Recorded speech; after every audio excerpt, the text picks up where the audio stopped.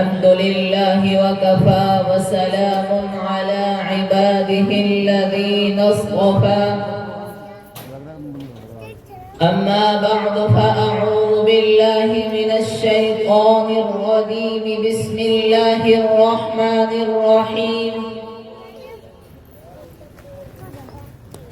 إنما يخشى الله من عباده العلماء صدق اللہ العظیم۔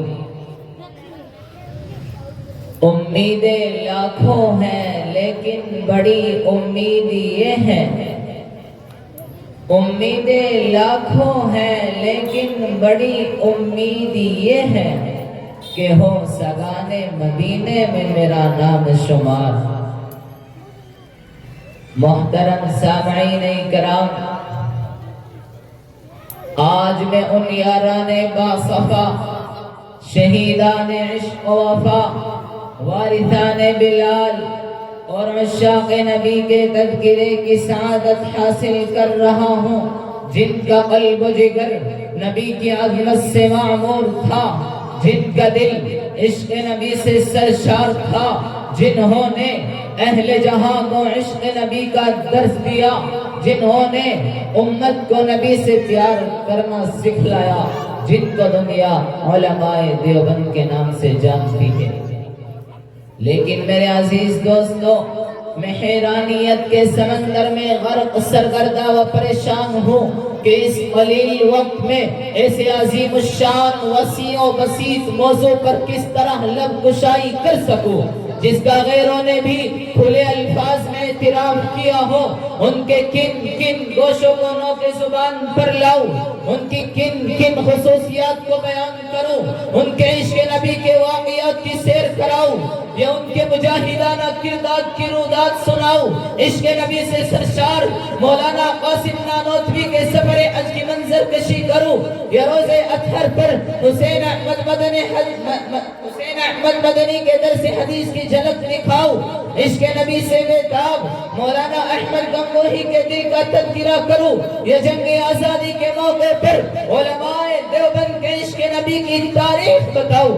کیا کیا بتاؤں اور کہاں کہاں تک بتا سکتا ہوں۔ خدا را جاؤ، اگر تم سے ہو سکے تو مکے کی ان گلیوں سے پوچھو، مدینے کے ان ریگستانوں سے پوچھو، بالا کوٹ کی ان پہاڑیوں سے پوچھو، مالٹا کے ان قید خانوں سے پوچھو، یہ سب تمہیں علماء دیوبند کے عشق نبی کے نغمے سنائیں گے۔ دوستو، مولانا قاسم نانوتوی کی ہستی سے کون ناواقف، انہیں کون نہیں جانتا، جو علماء دیوبند کے سب سے بڑے لیڈر، سب سے بڑے رہنما اور سب سے بڑے قائد ہیں۔ جب بیت اللہ حج کرنے کے لیے جاتے ہیں، مدینے کے قریب پہنچتے ہیں، عشق نبی سے سرشار مولانا قاسم نانوتوی مدینے سے 7 میل پہلے ہی اپنا جوتا اتار لیتے ہیں۔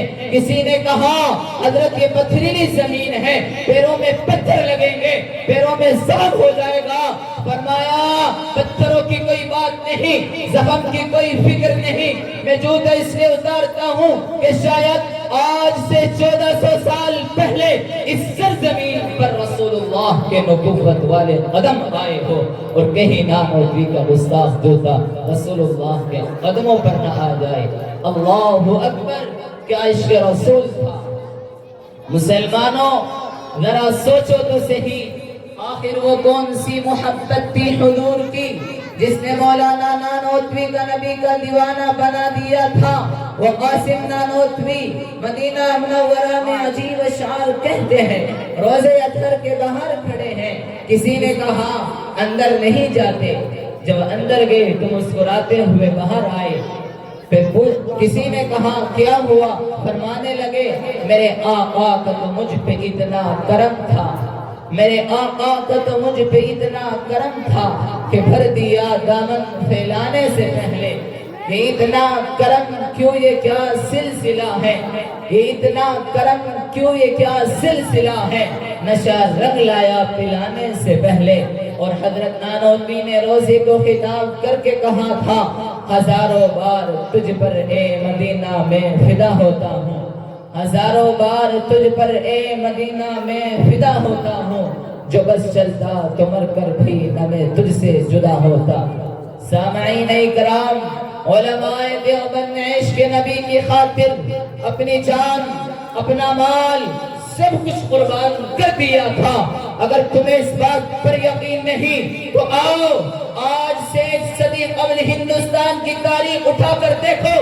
دیوبند کی سرزمین پر ایک شخص ہے جس کو شیخ الہند محمود الحسن کہا جاتا ہے، جنہوں نے انگریزوں کے خلاف ظلم استبداد کو روکنے اور اسلام کے تحفظ کی خاطر ریشم رومال کی تحریک چلائی تھی۔ جب دہلی میں ان کا انتقال ہوا، جنازہ دہلی سے دیوبند لایا گیا اور غسل کرانے کے لیے تختے پر لٹایا گیا، قبر سے کپڑا ہٹایا گیا تو کمر پر ہڈیوں کے سوا کوئی چیز باقی نہیں تھی۔ یہ منظر دیکھ کر لوگوں کا دل دہل اٹھا، لوگ رو پڑے۔ حضرت مولانا سید حسین احمد مدنی جو اس وقت دارالعلوم کلکتہ میں حدیث کا درس کیا کرتے تھے، جب وہ دیوبند آئے تو لوگوں نے ماجرا بیان کیا اور پوچھا کہ حضرت شیخ الہند کی کمر پر ہڈیوں کے سوا گوشت کا نام و نشان نہیں تھا، اس کی کیا وجہ ہے؟ مولانا مدنی رو پڑے اور فرمایا ہمارے استاد نے اس راز کو فاش کرنے سے منع کیا تھا۔ مالٹا کی جیل میں انگریز میرے استاد حضرت شیخ الہند کو تہہ خانے میں لے جاتا تھا اور کپڑے اتار کر گرم گرم سلاخوں سے داغتا تھا اور کہتا تھا اے شیخ الہند انگریز کے حق میں فتویٰ دے دے۔ حضرت شیخ الہند بے ہوش ہو جاتے، جب بے ہوش آتا تو فرماتے اے انگریز میں بلال کا وارث ہوں، میری چمڑی اگڑ تو سکتی ہے، اسلام کے خاطر میری چمڑی پگھل تو سکتی ہے، لیکن میں کبھی تمہارے حق میں فتویٰ نہیں دے سکتا۔ سکوت آموز طول داستہ درد ہے ورنہ، سکوت آموز طول داستہ درد ہے ورنہ، زباں بھی ہے ہمارے منہ میں اور تاب سخن بھی، وما علینا الا البلاغ۔